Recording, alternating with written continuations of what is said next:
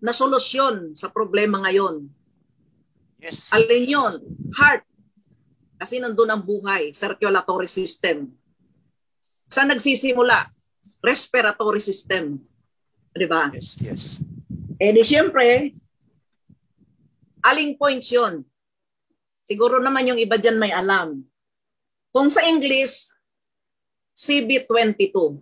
Familiar ba kayo sa code name na CV22? Conception Vessel 22. Kung sa Chinese, Chen-chu. Dito po yon sa V-shape. Dito po nilalagay yung oil.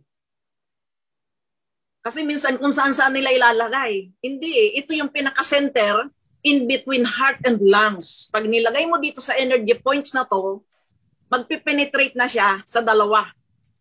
Lungs and heart. Meaning to say, respiratory and circulatory. Yes. Energy.